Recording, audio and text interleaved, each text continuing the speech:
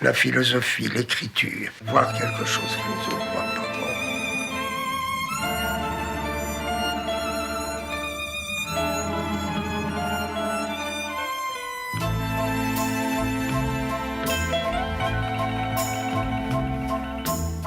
More than ever, we need philosophy today.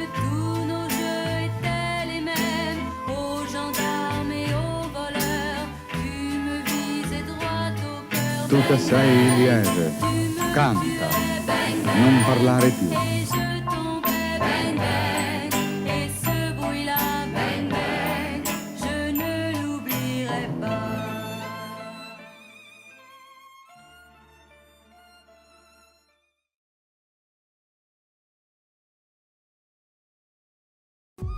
C'è nessuna fratellanza. Questa fratellanza tra arte e filosofia.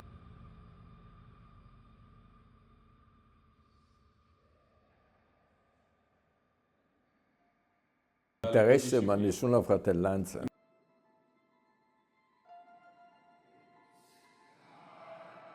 C'è, come dice Platone, un'antica differenza, un'originaria differenza.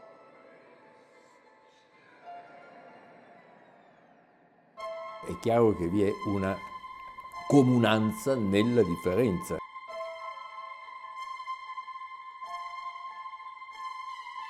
Non significa né che la filosofia si sia disinteressata dall'arte, perché appunto se c'è una differenza, questa implica anche un interesse, no?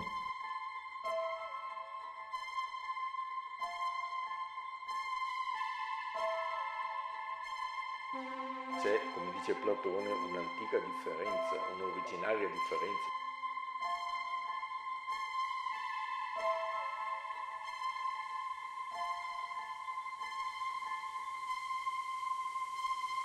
Tutta la storia della nostra cultura si gioca su questa differenza tra arte e filosofia. Ma anche lo Schelling del sistema dell'idealismo trascendentale ritiene che l'arte sia l'espressione massima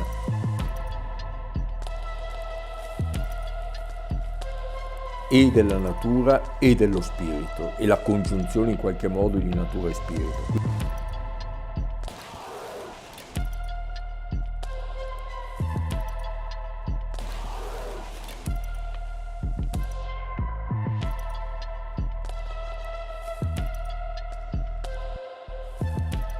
Due poli estremi, un'idea dell'arte come conizio minor, un'idea dell'arte invece come organo supremo dell'anima.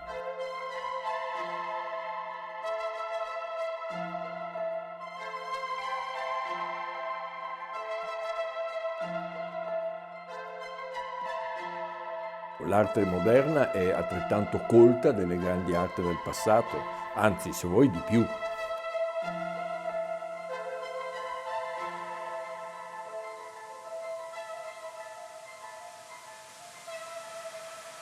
L'arte contemporanea invece in qualche modo condannata alla cultura, perché eredita un'idea molto difficile, critica, ardua del fare artistico.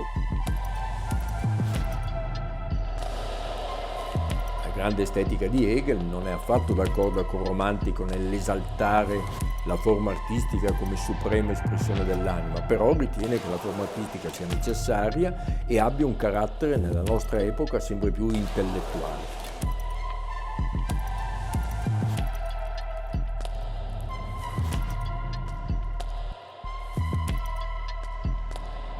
Quindi l'arte contemporanea è massimamente intellettuale, è massimamente colta da questo punto di vista, massimamente filosofica.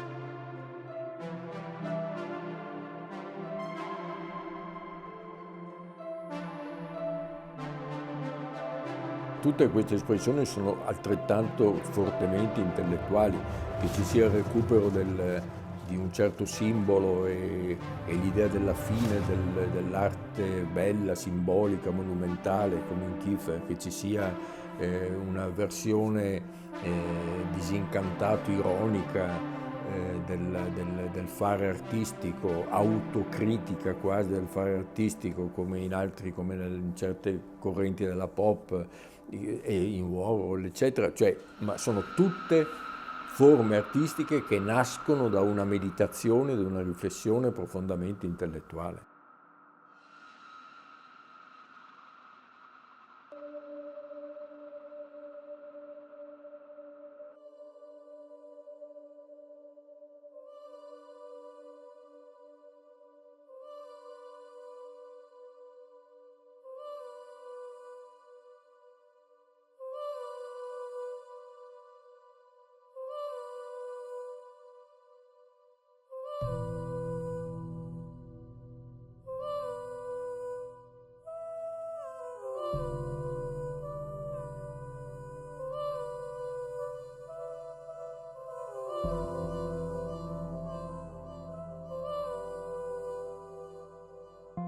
Questa è un'idea schilleriana, questa del rapporto tra arte e gioco, no? L'arte non è, l'espressione artistica non starebbe nell'ambito di quella necessità che è propria invece di tutte le altre forme di lavoro intellettuale.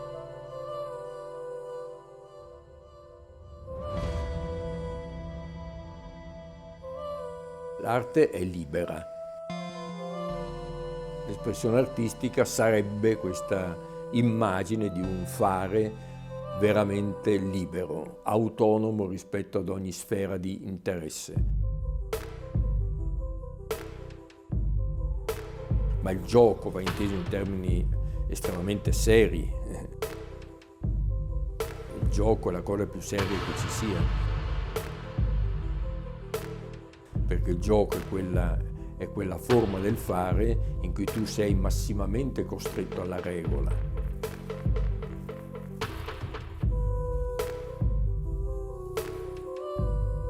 Quindi il gioco deve seguire le regole, è massimamente obbediente alle regole, quindi è una cosa estremamente seria. Allora molte espressioni artistiche contemporanee assumono questo aspetto ludico. Diciamo è proprio l'idea dell'arte come serissimo gioco. Gioco proprio quasi mitopoietico, gioco quasi proprio gioco del pais, il gioco del fanciullo di Eraclito, no? Che giocando crea forma da forma, costruisce un mondo.